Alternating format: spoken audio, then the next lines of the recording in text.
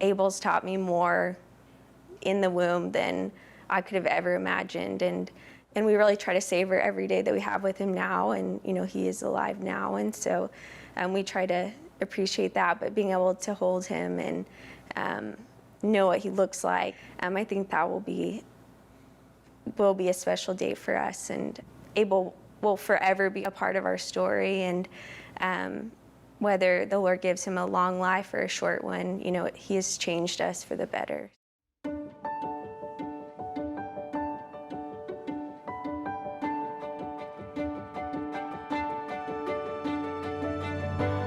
Abel Speaks reminded us that we're not alone. It's enriched our lives so much.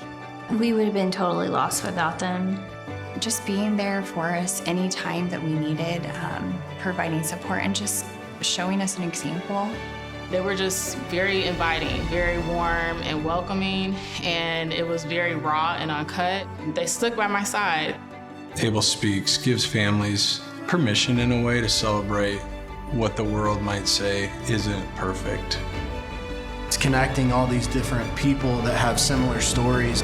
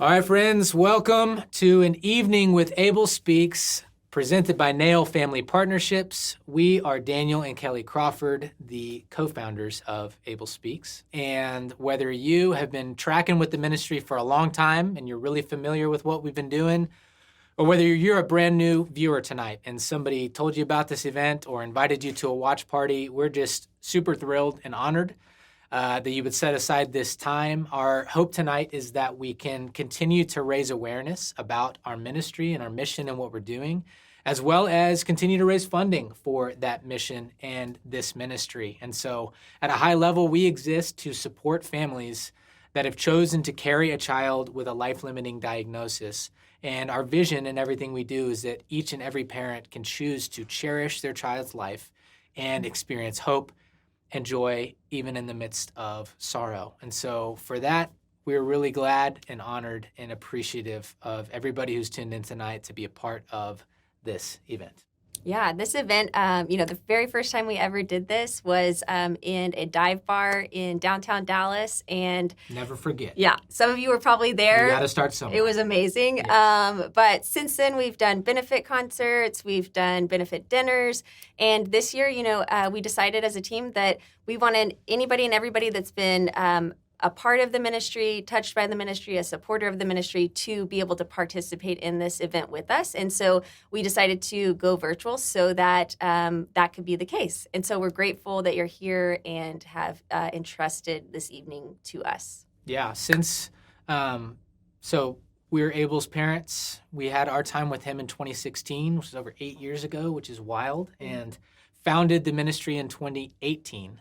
And so, which is over 6 years ago, which is wild. And yeah, did not have a vision at that time that we would have this national and international community of parents and support networks. And so the fact that we do is something that we don't take for granted and don't take lightly. And so we hope that this evening can just represent and be a picture of what has become that beautiful, redemptive reality. And so we say often, because we've seen it to be true, we've experienced it to be true, that support changes stories. And so we see that in the context of the families that we're walking with and caring for and supporting. And then we see that in the context of our donors and our partners and the folks that have jumped in with us to be a part of what the Lord is doing in and through the ministry of Abel Speaks. And so thank you for being here. Thank you for supporting what we're doing. We've got a lot in store tonight. We've got family testimonials. We've got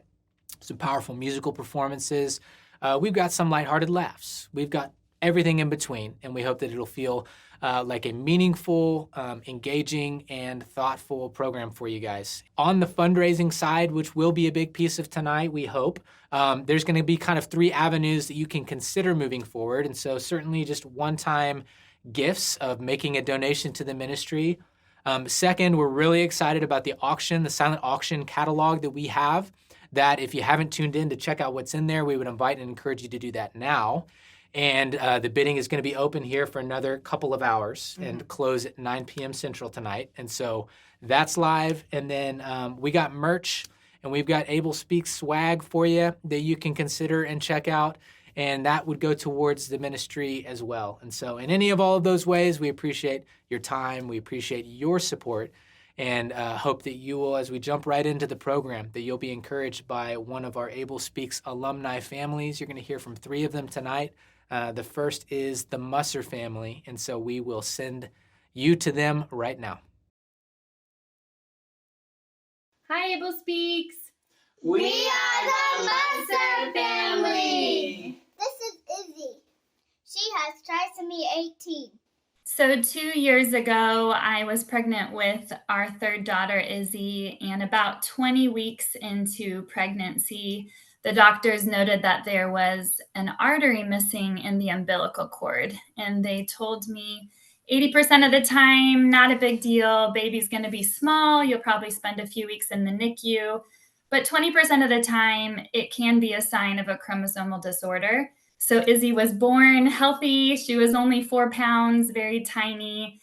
And it was day 2 of her life that the geneticist came in and shared with me some pretty tragic news that she was concerned for a potential chromosomal disorder. There were 3 different ones that she thought it could be, 2 of which they were considering life-limiting.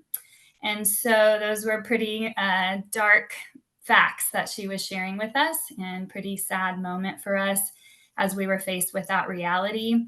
Week 3 of her life, she had what's called a pulmonary hemorrhage, very near death experience for her, and praise God, with medical intervention was able to heal from that.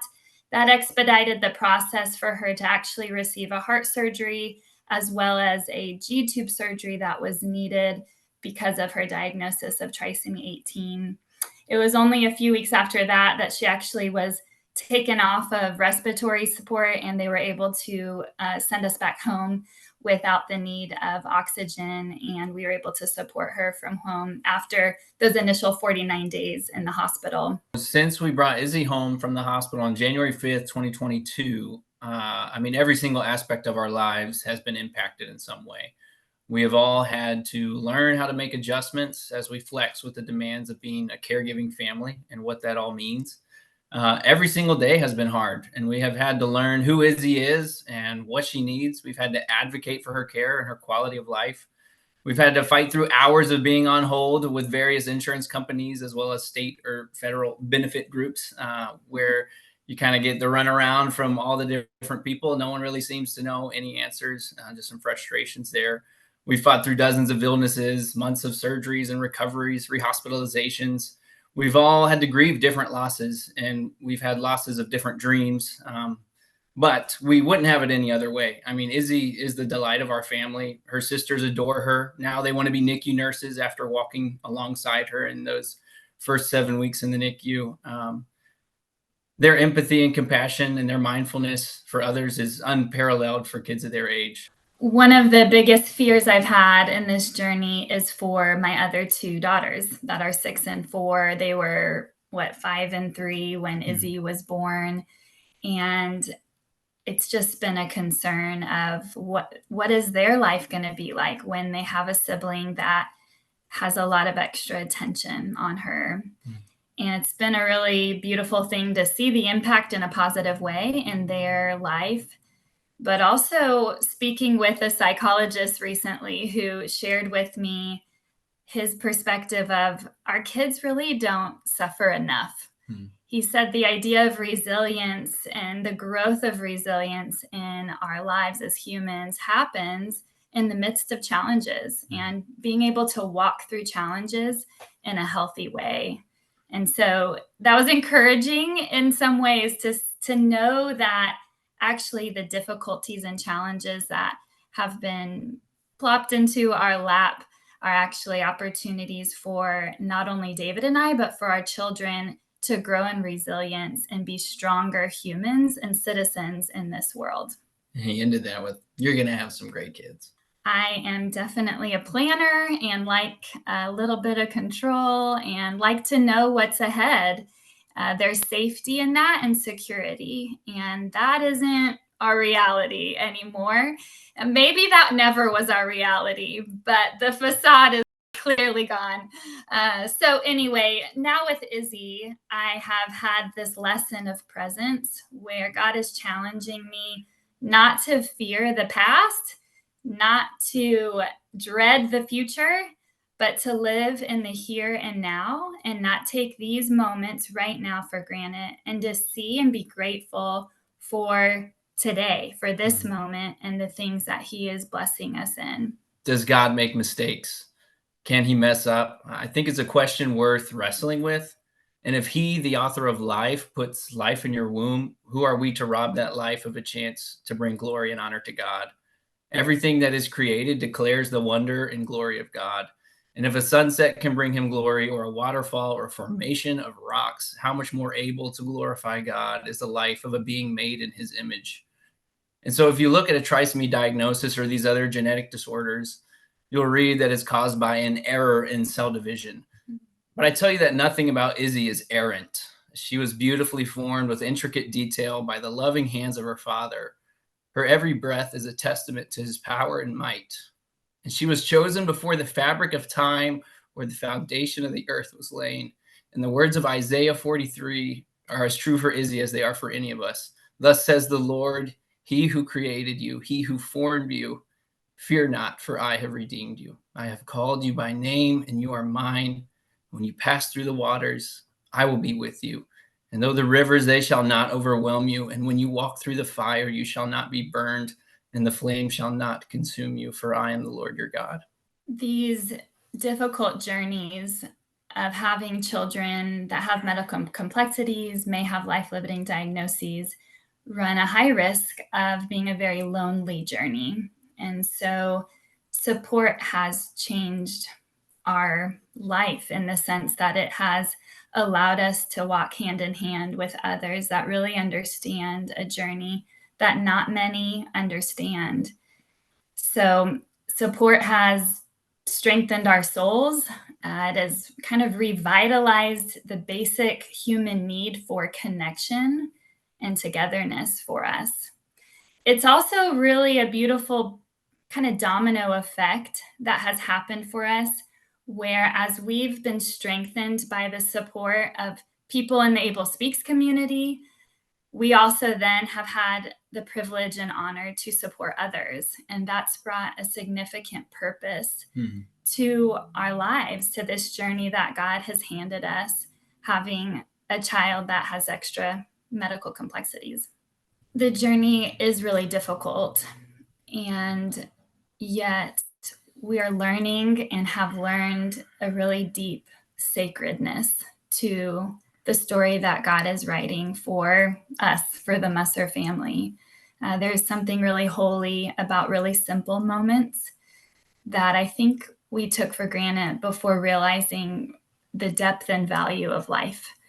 And that's what Izzy is teaching us, is this sacred calling that God has blessed us with. Annie F. Downs here. Just wanted to pop in and say hi and tell you how thankful I am for Abel Speaks, the way they serve so many families, including my own. We have been so blessed and really seen and cared for as a family by Abel Speaks. And I'm just such a big believer in what they do, how they serve, how they meet families in such a fragile and yet strong moment in their family story.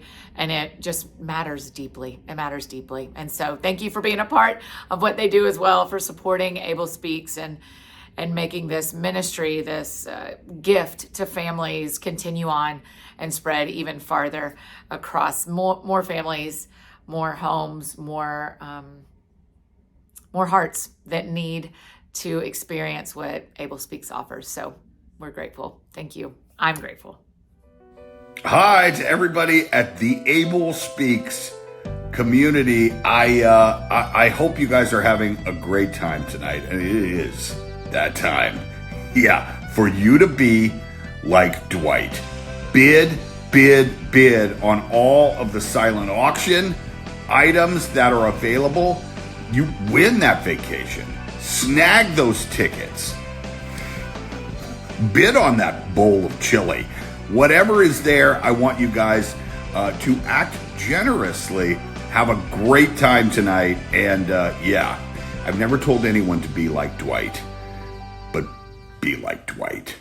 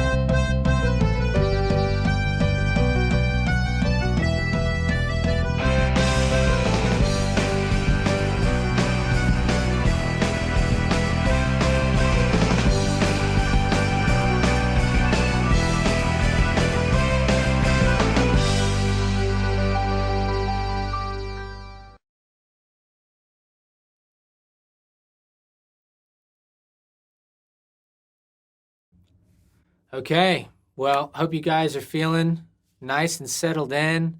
Hope that you guys, I'm curious who's going to win those Masters tickets. We'll see. From what I know about golf. Which is little. Which is not much. You can't buy those things. And so you got to go bid. Go get those Masters tickets and check out the other auction items in there. And it's going to a good cause. And so you might be aware as well that it is an election year in the United States of America, which might make you, if you're like me, want to just crawl under a rock for the next several months, and that's okay. But my guess is, between media, social media, and otherwise, you're seeing and hearing a whole lot about the political realm. And so one of the things you're likely hearing about, as it is one of the primary issues at hand on the different sides of the aisle, is just the topic of abortion rights. And so we are no strangers to the abortion conversation. We've never necessarily hung our hat there. We've just wanted to mainly focus on supporting families that are carrying a child with a life-limiting diagnosis. However, inevitably in the past, that has been a conversation that has intersected with our niche, as nearly every family that receives a diagnosis is presented, if not encouraged, to terminate the pregnancy. And so specifically this year, even as most recently at the State of the Union address, the President of the United States mentioned specifically a mother who had received a life-limiting diagnosis that needed to go get the care that she needed out of state. And so there is clearly a narrative that is out there that certainly it's almost like, regardless of your convictions around the conversation and the topic at large, there are certain situations where clearly the best path, the most compassionate path, is to terminate and abort these pregnancies. And so that's something that we, with all humility, as winsomely as possible, are willing and eager to speak into. And so any thoughts you would add, just around that? What we often get to share, whether that's with families that we're serving or opportunities to speak or just getting to talk with donors and supporters, is that ending Abel's life would not have spared us an ounce of loss or despair.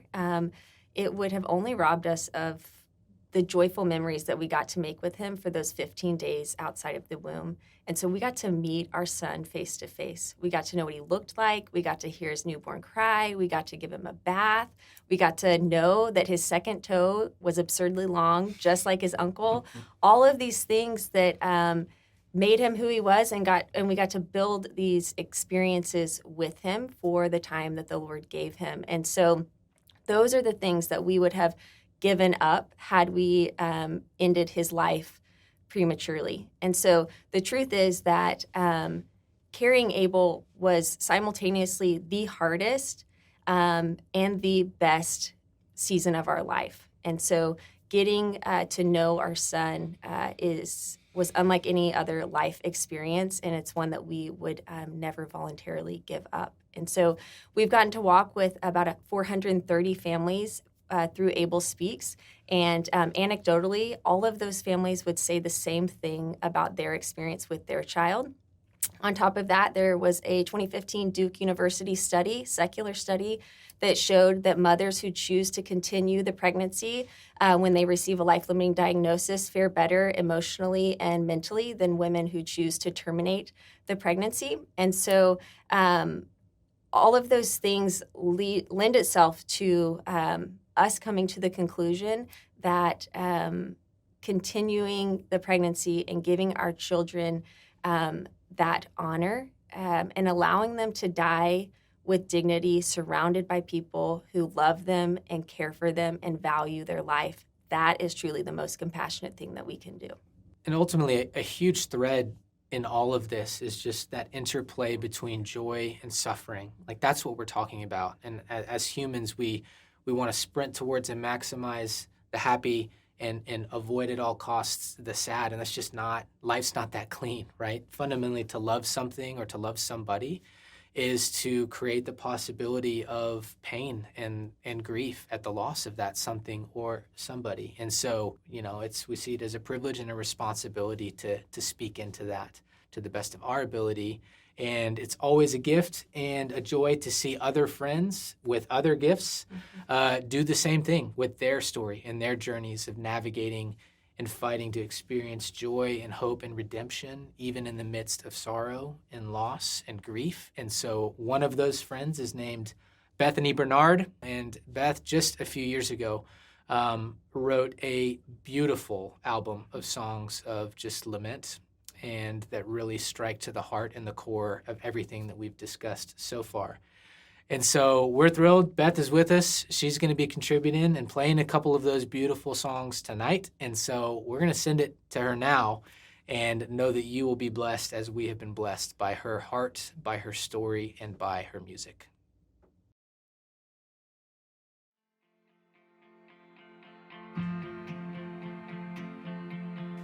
Feast of Your Faithfulness was a song that started with just the lyric of keep me, oh God, because I know I can't keep myself. I had that on a Word document on my computer for a while, and it just kept, when I would open it and as I was writing songs or even just processing the place I was in, those words, I just kind of felt like a handhold that I kept returning to, and I really wanted to write around that. And over time, just kind of processing and sitting in that and thinking about that ask of the Lord that is very biblical and very vulnerable, is just, man, I am not the steady Eddie that I thought I was. And actually, I see in the scriptures that Jesus, you've promised, you've said, you've given your word that I don't have to be the one that's like keeping myself spiritually fit or in you or really yours. Like you're doing that. Your Spirit is doing that. And so as I was sitting in that, some scriptures that came to mind for me were in the Psalms, you know, like you prepare a table for me in the presence of my enemies, in Psalm 23. And then there's another Psalm somewhere that says, you know, like talking about the provision of God, it says, you know, they feast on the abundance of your house. And there's a little asterisk there, and in my Bible, in the notes, it says your faithfulness, like feasting on your faithfulness. And that was such a visual for me, such a like very vivid picture of being in a place of grieving my dad's death. That was a lot longer and slower and more gruesome than in the movies. Watching someone that you love leave, going through that and grieving him and grieving even just the pain I was seeing in my family members and the pain I was feeling, and then having mental health plummet and being diagnosed with OCD and severe depression, and it was like the Holy Spirit started just like marrying those two scriptures as a picture, and I'm not a painter, and so I sang it instead of, you're preparing a table for me in the presence of my enemies, and even my enemy death, and even my enemy decay, just the brokenness of my brain. And on the table is your faithfulness. And that is the promise that you keep over and over again. And I can know that I'm not on an island alone feeling this or holding on to this. Like, I can see it in David, I can see it in Job, I see it in Jeremiah, the weeping prophet, I see it in the disciples, I see it in his friends, Mary and Martha. And so this song started to really grow up and become a, like, hey, here's the check that I'm cashing in, that today is going to be different than tomorrow, I know, for me experientially, but I'm holding on to, even here and even there, you prepared a table for me.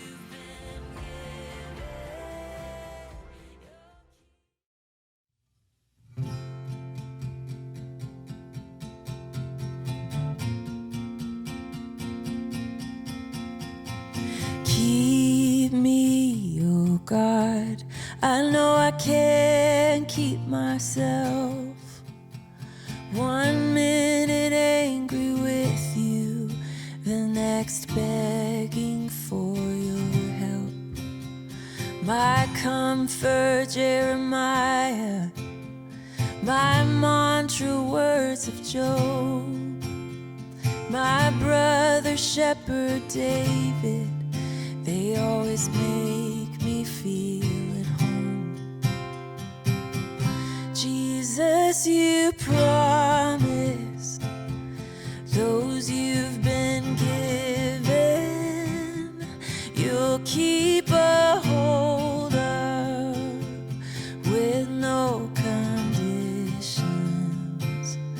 Here in this desert is my oasis, a table prepared, a feast of your faithfulness, a feast of your faithfulness.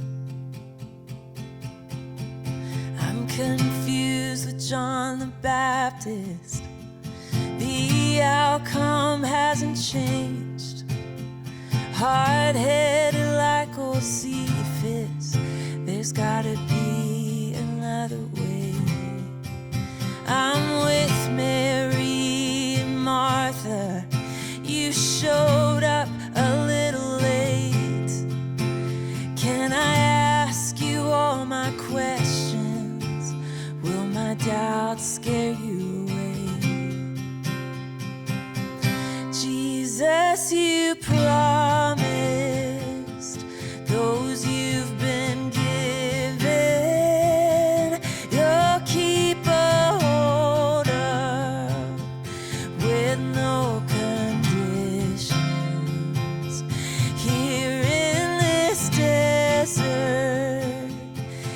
is my oasis, a table prepared, a feast of your faithfulness, a feast of your faithfulness.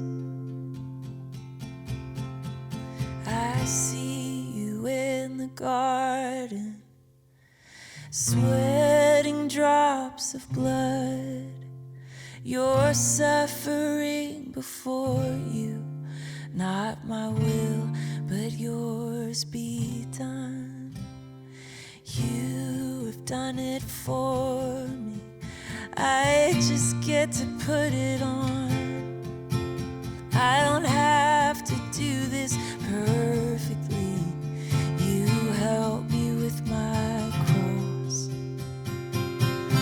Jesus, you promised those you've been given, you'll keep a hold of with no conditions. Here in this desert is my oasis, a table prepared, a feast of your faithfulness. Jesus, you promised those you've been given, you'll keep a hold of with no conditions. Here in this desert is my oasis, a table prepared, a feast of your faithfulness, a feast of your faithfulness, a feast of your faithfulness.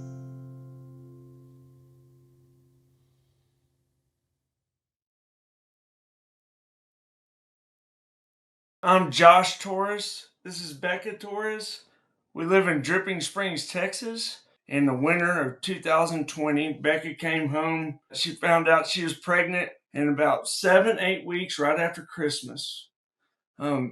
We found out that Zoe had a diagnosis, and that diagnosis was trisomy 13. And it was a life-limiting diagnosis. For 13 years, I was an ultrasound tech. That was my career, an ultrasound tech. So I feel like God, before I had Zoe, was preparing me. I was looking at babies as little as 5 weeks with a heartbeat. I was looking at babies that were preterm at 25 weeks with fingernails. I was looking at them move and jitter when I put cold gel on the mama's belly.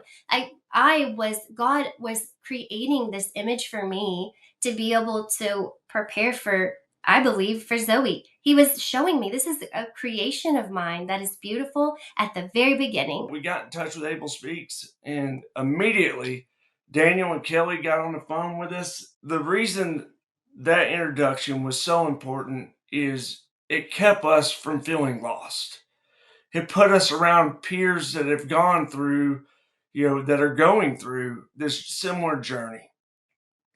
And to see the light that could still be shown on them when they've been through so much darkness was very important. I think very encouraging for both of us. When Abel Speaks did come into the picture with us, we felt our guard go down. We felt the ability to be brave and to love our baby. So they gave us that backbone to kind of be able to say, that's what we're going to do. Even if the world thinks of it different, looks at it different. A lot of times, even your own family members and friends don't really know how to support you. They've never been through anything such as this. So it's just a beautiful support does change your story, because from a time when we're so shocked and so saddened, we were uplifted by people who had been through this before that loved their babies. And it was just beautiful to be able to be, okay, we can do this. We can love her no matter the outcome.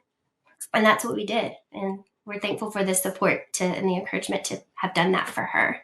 And we got to the day, to bring Zoe into this world. And that day, probably one of the toughest days of our life, but one of the most rewarding. Zoe came into our arms. She was breathing, grabbing my hand, smiling or looking up, opening her eyes to Becca. And for 35 minutes, she worked her tail off to make her mama and daddy proud. In my arms, went to our Lord and Savior quietly and peacefully, but she has never left us. She has never left us, and through this journey, I know God was always there before, but it is real evident that He is here every step of the way. In the stillness of sorrow, there is something God does in your heart. The world goes away, He comes in, and you're forever changed. And so He used her life and the sorrow that I was feeling to just invade my soul and engulf my faith. And God does that in trials. And He did that with us, with our marriage. He caused all of our family just to sit in stillness, and not knowing then, but looking back, it's a beautiful place to be. I would just add that to anyone listening, whatever your story is, and wherever this Abel Speaks, wherever you fit into the Abel Speaks family, I am extremely grateful to the donors, to the people that pay money for our little trinkets that we get with our baby's name on it. They're going to be cherished for our entire life. I'm thankful for the people who helped us spiritually with prayer. I just am encouraged that as you watch this, you'll see stories that sometimes it's a supernatural thing that these people like us get up and say these things about our sweet babies. But I'm just thankful for the time and that you listened. And I'm also just so thankful, again, back to the donors for giving of their money and their time as well to such a sweet organization. And it did and does help us emotionally, helps us spiritually, helps us therapeutically, just to love our baby and to be a part of this organization. So thank you for supporting it, and thank you for listening, and thank you for prayers. All God's children coming together, and it's a beautiful thing. Hey friends, my name is JP, or Jonathan Pokluda, and it has been unbelievable to see what God has been up to through this ministry, Abel Speaks. I remember when my friend Kelly and Daniel were pregnant with sweet Abel, and I remember hearing the diagnosis that he had a condition that would not be compatible with life. And I watched those two journey faithfully, knowing that their baby would not live absent of a miracle. And I remember we pleaded with God for a miracle. And when he showed up, we were given some time with him, and he went home to be with the Lord. And who knew in that moment that God would reach tens of thousands, hundreds of thousands of people, not just around the country, but around the world. People who are hopeless in hospital rooms, people who feel hopeless when the doctor comes in after the sonogram and says, hey, I have some really bad news, and they don't know what to do. I imagine there's some of you that are watching that's a part of your story, which is why this is a passion project of yours. And I just wanted to say to you all, thank you. Thank you for your investment in this ministry. I see it as a very important work. I think it is some of the things that Jesus would be doing if he was walking on the earth in the flesh today, and now he walks on the earth as the church, the hands and feet of Jesus. And so thank you for investing in this incredibly important movement of God. And I'm so encouraged to see what he's doing. And so I just wanted to take a second to say thank you. Hey, what's going on? It's Boston Rob. I know that you guys are over there having a wonderful evening with Abel Speaks, and I know you just saw the Survivor auction with my wife Amber, and I just wanted to say that I encourage all of you guys to go and bid on some awesome items tonight. Way better than 4 Doritos. Let's go outwit, outlast, and outplay all the other bidders. Let's do it. It's for a great cause. Thank you.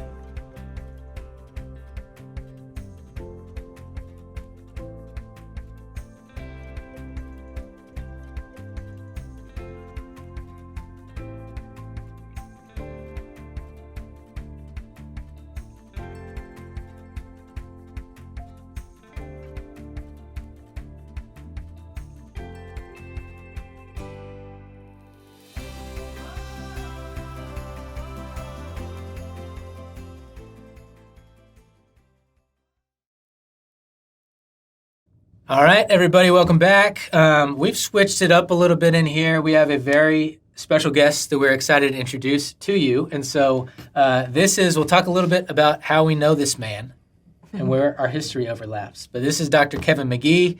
He is a maternal fetal medicine specialist, also known as an MFM. And so real quickly for the layman's people at home, what is an MFM? What is your niche in the medical field? So maternal fetal medicine is a subspecialty of OB. So if you can think about normal OB and then anything different within OB, that's maternal fetal. So you train as an obstetrician, then you go do 3 years more. And most people know us from ultrasound and detection of birth defects.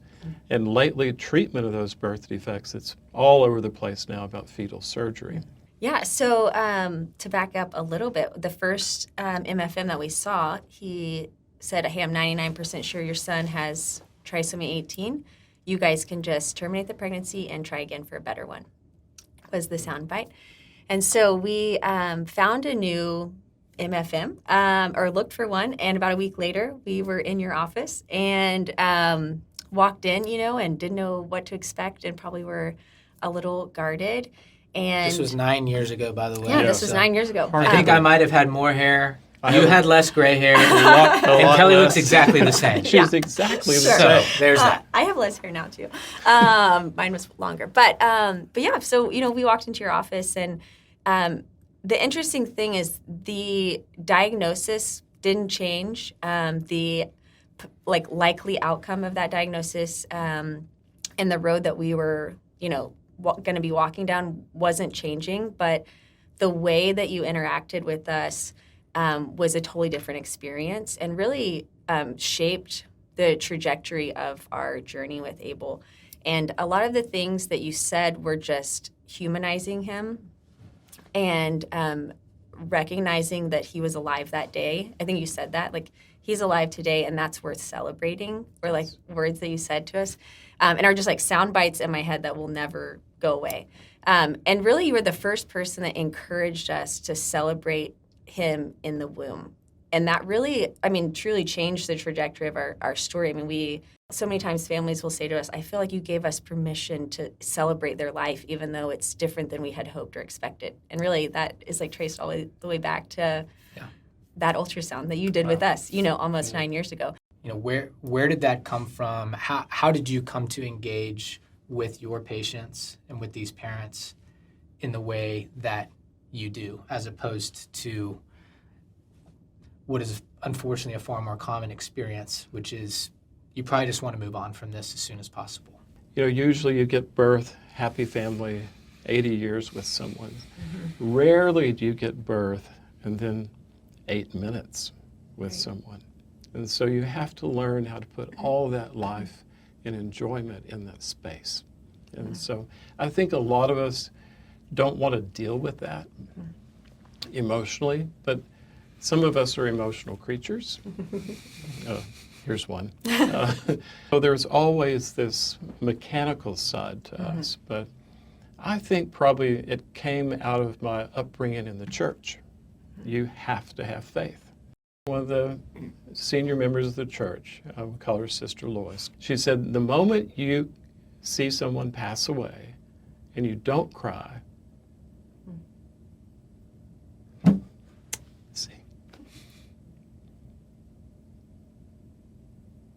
she said, stay there till you do. Don't be afraid of death, but don't be cold to it. So if you really want to know, that's part of it. So walk up to it, but don't get so accustomed to death that you don't realize how it impacts people.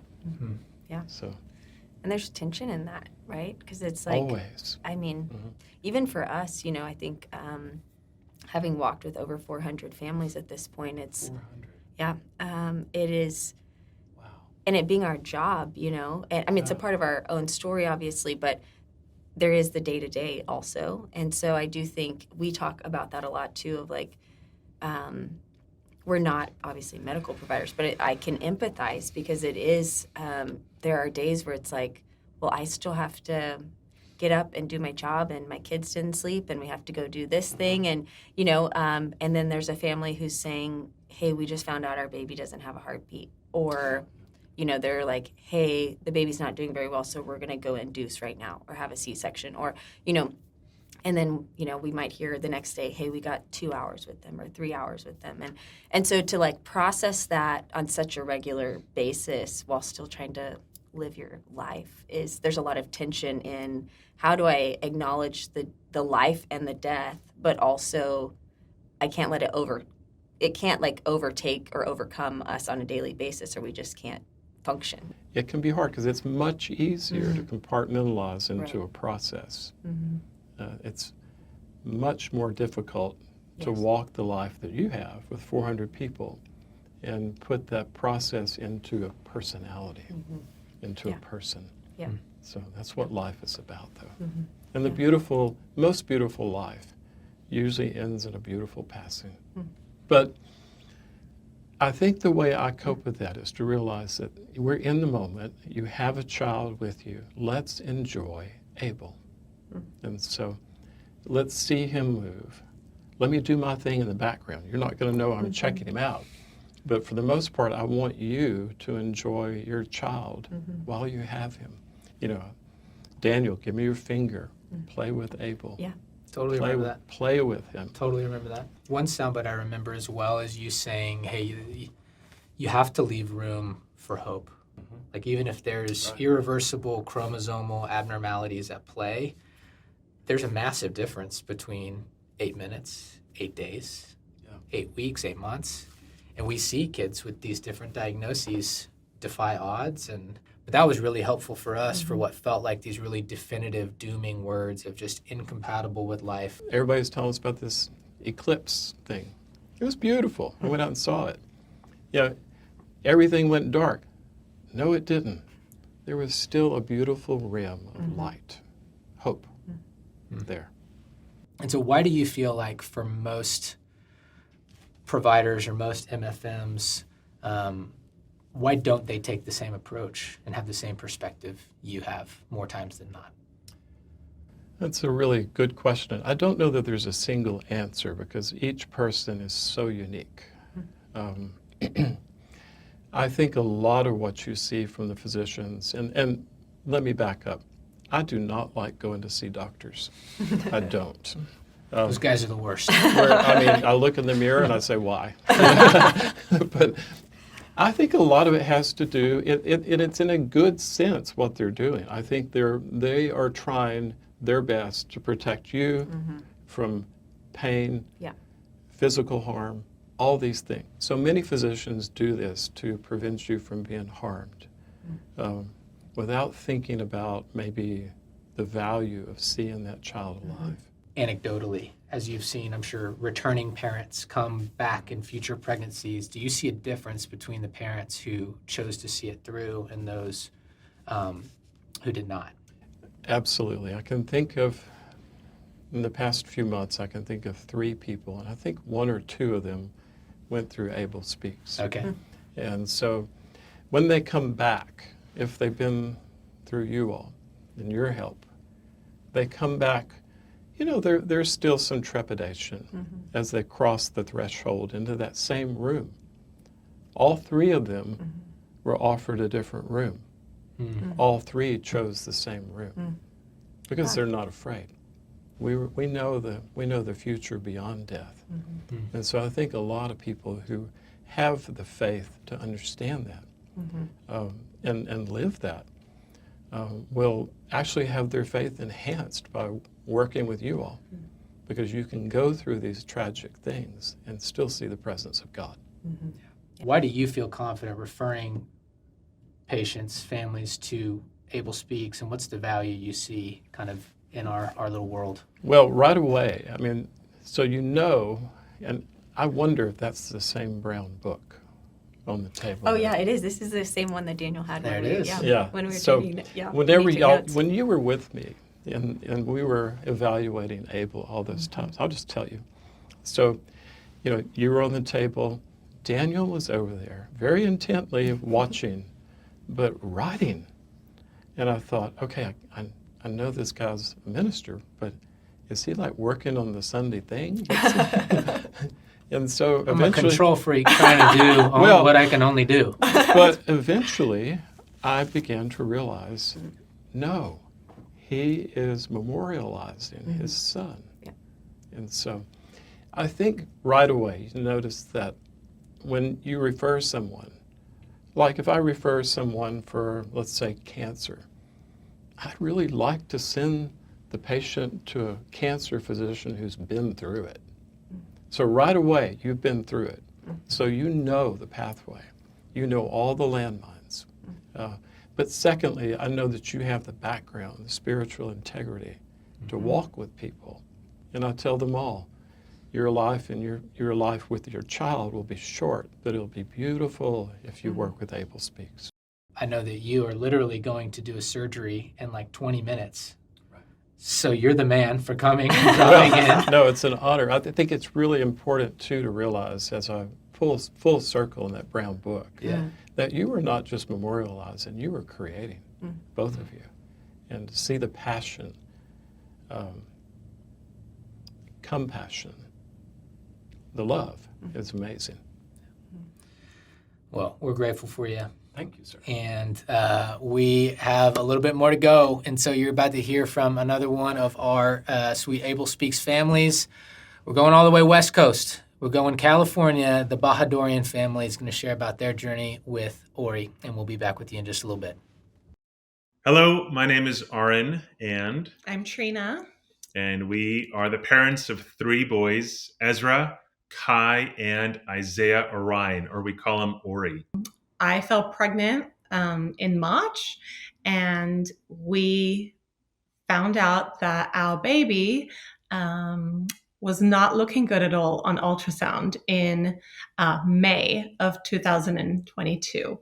So it was one of those moments where your entire world comes crashing down, and it just felt surreal. Like it was one of those things like, oh, that happens maybe to other people. That's not going to happen to us. And so at the end of that appointment, he said, what I'm finding on him seems consistent with trisomy 13. A week or 2 later, when we found out that we're having a boy, almost immediately, Trina said, Isaiah Orion. Isaiah, because it's God to the rescue, the Lord is my salvation, and Orion from the book of Job that just kind of reminds us of God's kind of the greatness and his power. Is God there? Is God good? Is God loving? How can God get glory from this? Why? What would be the purpose of this? And it wasn't just us, but it was our boys.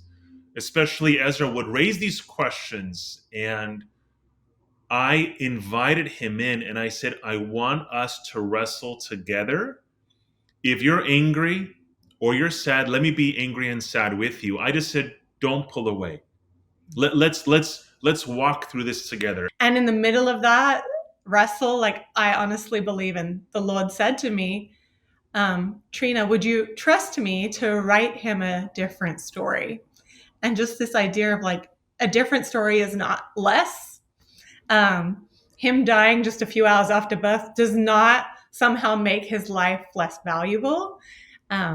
But that there is more going on behind the scenes because of who we know our God to be. And so I was like, we need help. Like we need help, and we need help now. And I remember just like scrolling on my social media and typing in like like trisomy 13 and Just like the next day or two. yeah, like even. looking up the hashtag, and Abel Speaks came up while I was searching the hashtag, and I was like, what is this? And lo and behold, it's a Christian ministry, and they are committed to working with families like ours who have received a life-limiting diagnosis. And I was just like, okay, we need this. Like we need this now. So I remember reaching out via email, and I got a response within like 24 hours. And in that week, Abel Speaks had already connected us with a mentor couple that we got to talk to within that first week of our a week lives. after Yeah. the diagnosis. We were on a Zoom call. Yeah. And it helped us breathe better, knowing that we're not alone, that another couple has walked through, and they had lost 2 children, our mentor couple. But I think there was something significant there to remind us that we're not alone. And I sensed that especially at the retreat last year when we were with 41 other families, it really filled our cup. It was really good for our souls to spend those few days together. Yeah. Something else that I really appreciated about you guys at Abel Speaks, the way you kept bringing him up in the little packages and gifts that you would send. We know this is another marker, another month, another year. We're thinking of Ori, or a gift with his name on it. Something personal like that was very meaningful for us. Yeah. Support helped lessen the grief. We didn't need to carry the grief entirely on our own. It was shared. And when it's shared, it's lessened. You have a village. You're not alone. You have a whole village here with you and for you. Grief, yes, but it was huge to know how many people were there for us and loving our family. I do think what it's done is it's made me less afraid of other people's pain, even like the really deep, really raw stuff where I used to be like, I don't know if I can enter that and I can handle that. And it's like, after what we walked through with Ori, it's like, I've been there. I can sit in the ashes with you, and I can, in my small way, know what that feels like. And I think what it's done is it's just driven home this thing of like, I need so much more of the Lord and the Lord's like enabling and the Lord's grace and the Lord's mercy, because without him, like I really don't have anything to give to other people. When the question of, terminating the child comes into the conversation, I would say there's no quick way to end your grief. This is going to be full of grief, whether you like it or not. And the grief continues because your love continues. During the celebration of life service, I said, grief is love with nowhere to go. I have all this love for my child. He's not here to receive it.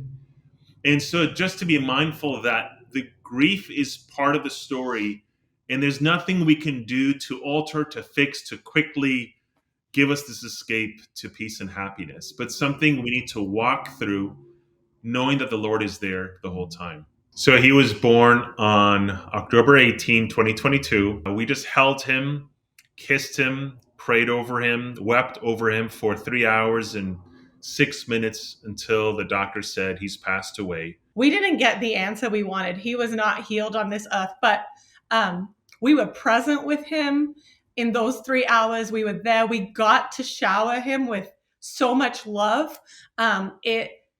The doctor, the nurses like prayed over us before the C-section. There was just strange things that God was doing we're in California. Yes, they prayed with us. And it's like the ways that I've seen God's fingerprints over his whole story. One of the staff members walked in and said, you need to know Ori has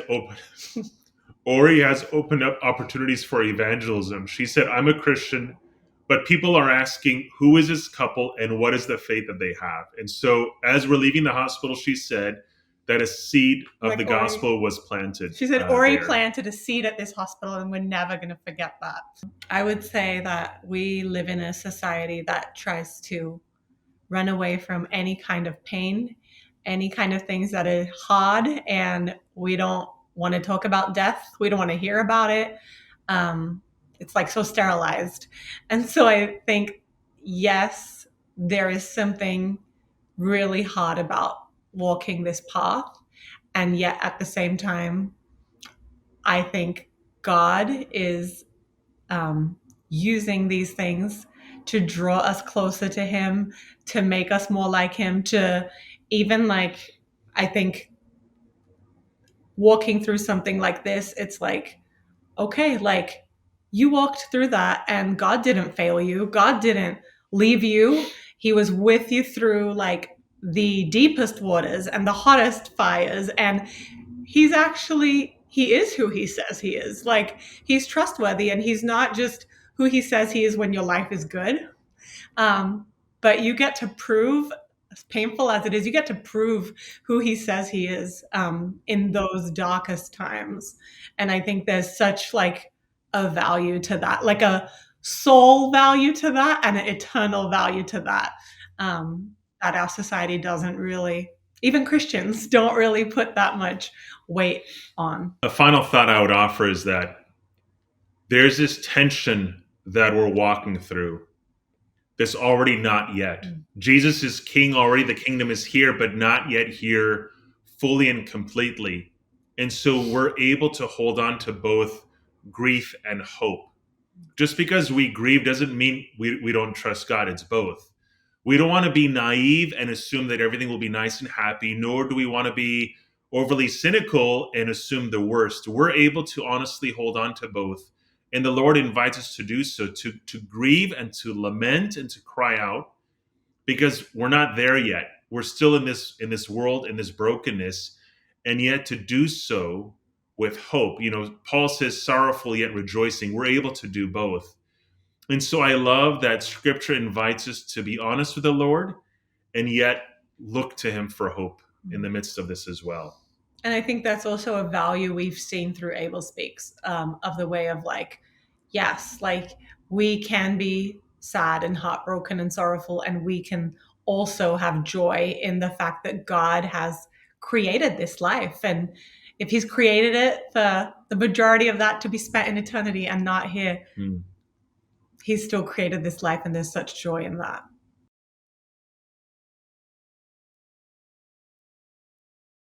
I am so thankful for Kelly and Daniel and what they do at Abel Speaks, how many lives have been saved, how many babies and families have been supported and have been shown the love and the compassion that has made it possible to show their child the dignity that they deserve.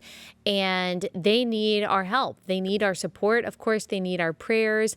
But your donations are how they are able to save and protect and fight for and dignify the lives of the babies and the families that they serve. Since I had Kelly and Daniel on my show, I have gotten several messages from parents whose babies have received life-limiting diagnoses who have told me that they have connected with Daniel and Kelly, and that this organization has completely changed the course for them, that they have given them hope when they thought the situation was completely bleak and hopeless. And most of all, this organization shows the gospel to these families who need it. And so do what you can to support Abel Speaks. I am so thankful for them, and I'm so excited to continue to see what the Lord does through them.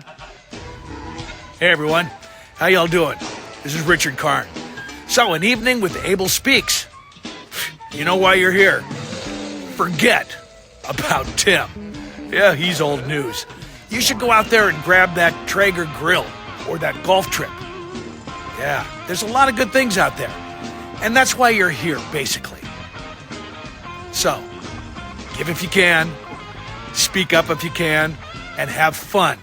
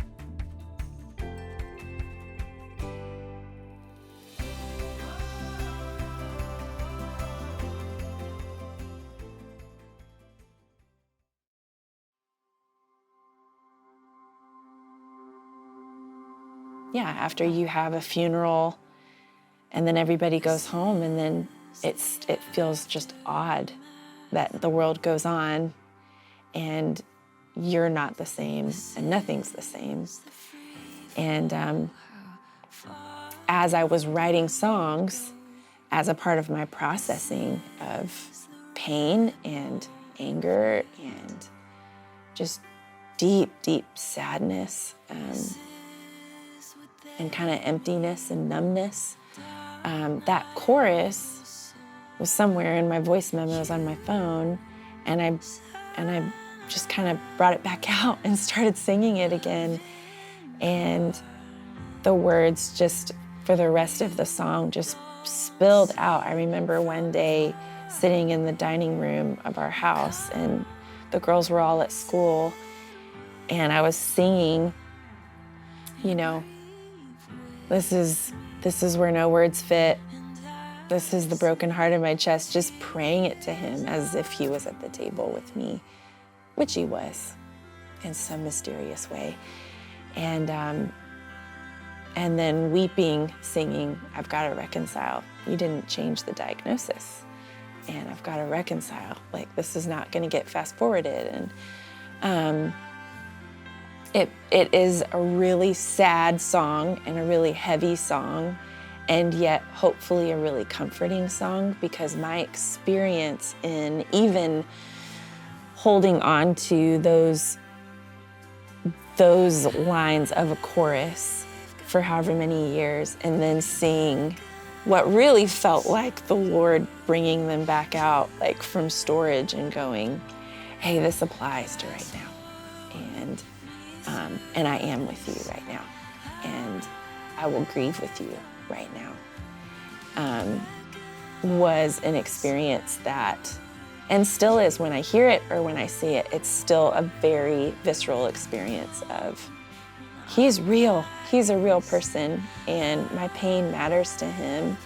And it's okay that I wish that he would just kind of like skip those parts of the movie, but he doesn't. And I know his love in a way that I didn't before because of that. And so that's how the song came to be. That's, to me, hopefully the purpose and the mission of this song when you hear it is, even if it needs to go into storage and then be pulled back out in a time that you need it, and he can say those things to you.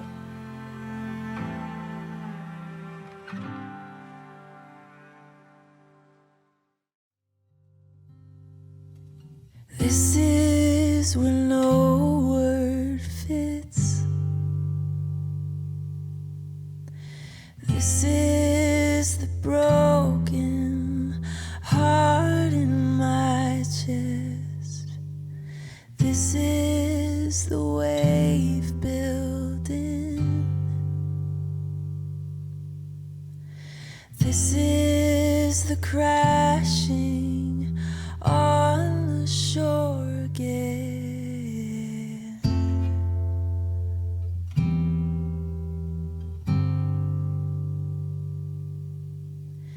And this is where time slows down. This is when the world not slowing down feels wrong. This is a grieving town, waiting for someone to make sense of it all. But you, Son of Man, love incarnate, you don't see from far away. You come, sit with me, and grieve with me. And I see tears on your face.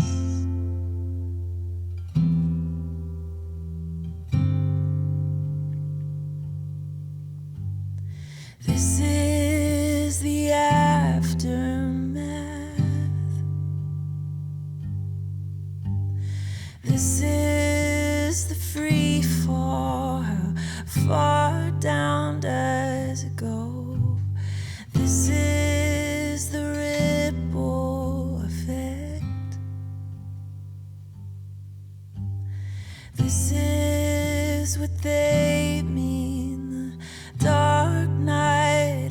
a soul, but you, Son of Man, love incarnate. You don't see from far away. You come, sit with me, and grieve with me. And I see tears on your face.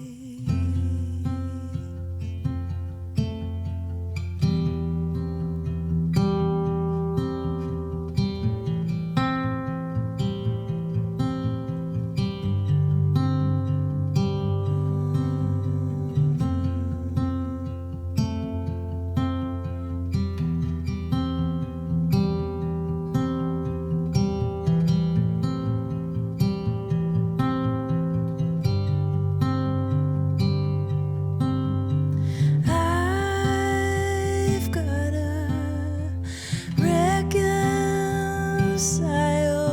that you don't fast forward me through this, and I've gotta reconcile that you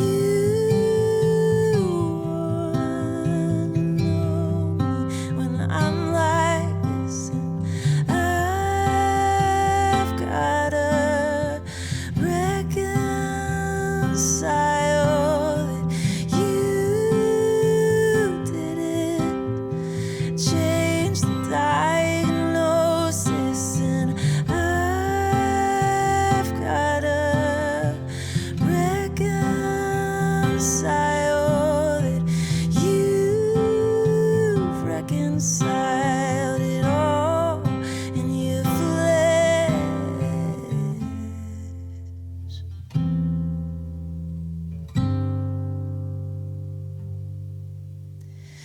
You, Son of Man, love incarnate. You don't see from far away. You come, sit with me, and grieve with me. I see tears on your face.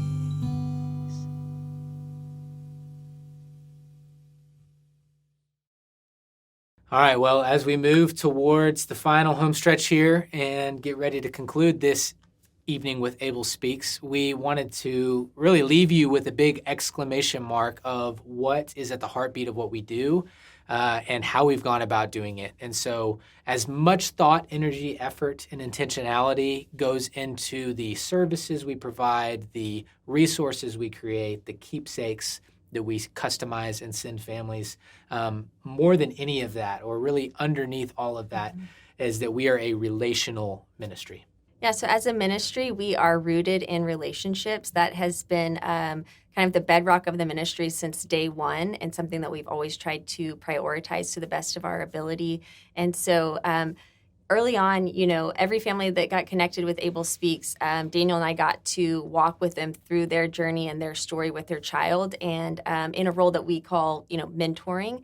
And so it was such a privilege for us to get to be a small part of all of those family stories. But as the ministry has grown, we couldn't fill that role for every single family. And so some of those families that we served early on are now in a place in their journey where they can pay it forward and support new families who are receiving a life-limiting diagnosis. And so it's been such an honor for us to get to watch them continue to steward their child's life by walking with other families who are walking through the valley and need support and need other people who understand what they're going through and who can just be there for them relationally. Yeah, one of the more tangible, just like redemptive aspects that we see in our journeys and in our stories, and also just a really cool picture of what the scriptures describe as, as I have been comforted, I now extend that the comfort I have received, I now extend that to others, as well as just the process of just fundamental discipleship. And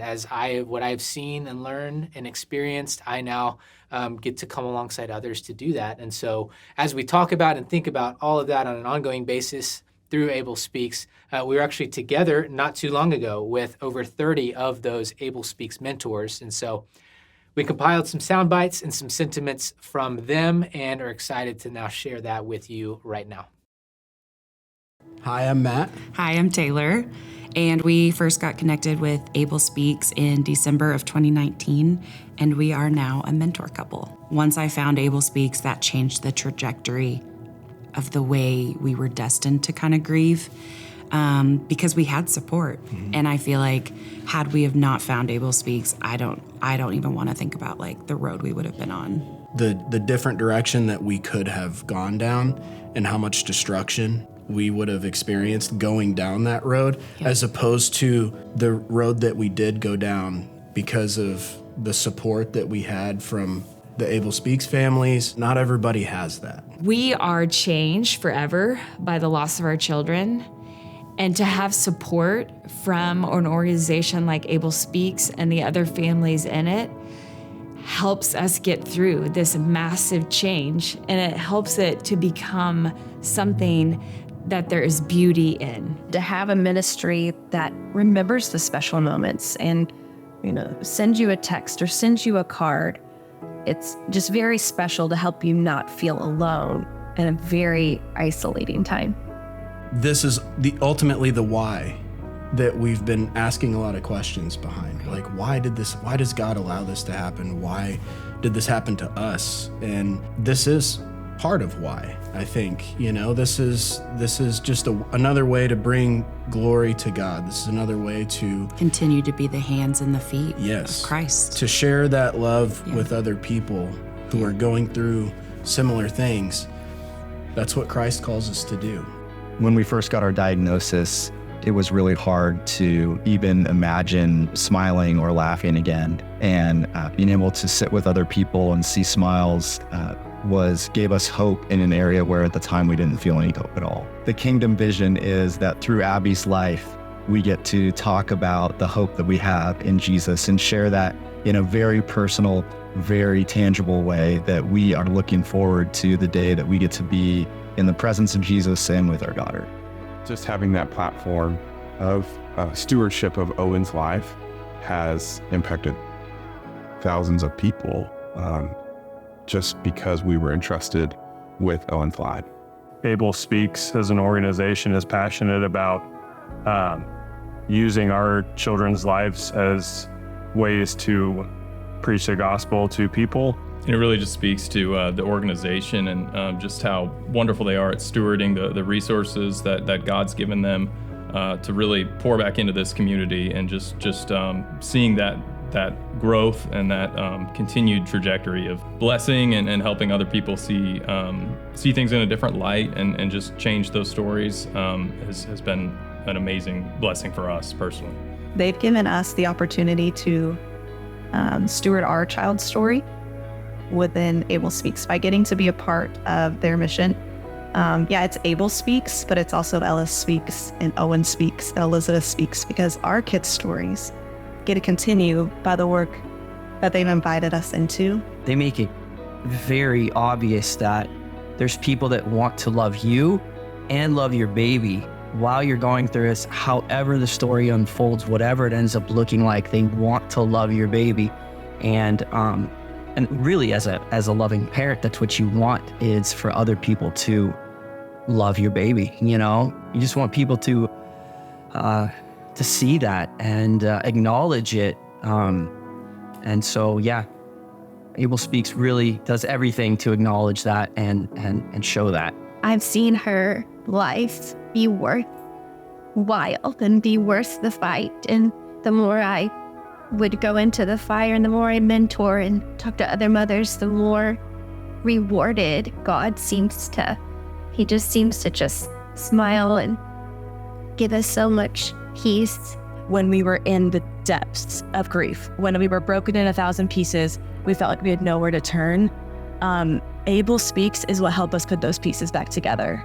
And to now be in a position to comfort those how I have been comforted, to mourn with those who mourn, to rejoice with those who rejoice, and to kind of pay it forward is a gift for us, and to be able to have David's legacy and his life live on, and to be able to continue to walk alongside others as Daniel and Kelly walked alongside us is, I hope, not only a gift to those that we mentor, but truly they're a gift to us as well. He is growing his kingdom with every family and with every baby and with everyone that Abel Speaks supports.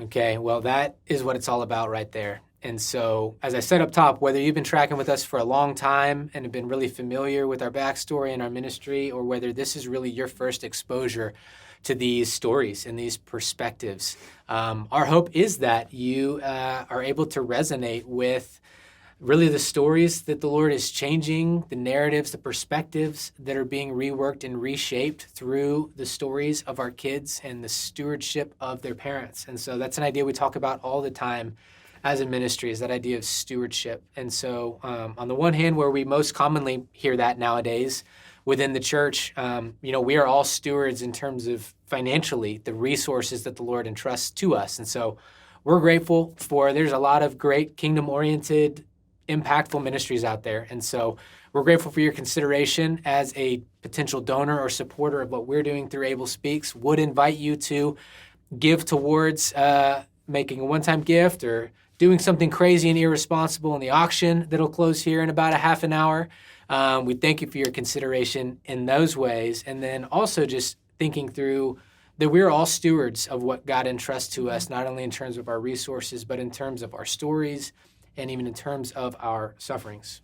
Yeah, and as we, have the opportunity to host events like this, our hope is that you don't just walk away from this evening feeling like, man, that was encouraging. We do hope it is encouraging, but we also hope that you start asking your questions about your own story and your own life. And hey, what are the things that the Lord has entrusted to me? What is the story that God has given me? And how can I continue to steward that to bless others and for the glory of God? And so oftentimes, as Daniel said, that can be through the hardships that we walk through, and that we then get to share that with others and allow other people. It's such a gift. It was a gift to us, and we've heard this from so many other people, but for us to have been able to see somebody else walk through and navigate suffering and sorrow and hardship and trust the Lord through that, prior to us receiving Abel's diagnosis, that gave us a blueprint of like, man, how do we navigate the hardest road we've ever walked? And then we got to pass that on to the people that were around us that got to watch us do that with Abel's story and life. And so we all have that opportunity. We all have walked through hardship. We currently are, or we will. And so our hope is, as you get to reflect on this evening and get to hear how, all these families have stewarded the story that God's given them, that you're asking the question, how do I steward the story that God's given me? Yeah, and in all of that, just a huge thanks to each and every one of you for tuning in tonight. And a huge thanks to Nail Family Partnerships as our presenting sponsor once again for this event, as well as Veritex Bank, which has been an incredibly consistent, faithful partner of ours. And thanks to the Mussers and the Torres family and the Bahadourians. Thanks to Beth Barnard for tuning in and contributing tonight. And all of this, everything you've seen, production and programming-wise, it was all made possible and done by Aren at Sound of a Rose. And so if you have any needs in that realm, you should check out soundofarose.com. And otherwise, who am I forgetting? What else should I say right now? Thanks to all of our hosts that trusted us. This is our first virtual event, so thanks for trusting us. Over 60 watch parties. Host a watch party, and we hope that it's been fun. Love it. What a beautiful experiment. And we thank you for being in this with us and being a part of this community, whether it's as an alumni family, whether it's as a supporter or as a donor. It means the world. And so God bless you. Thanks for being a part of this evening with Abel Speaks. And there will be more. And so we will be in touch. Keep following along. And God bless you.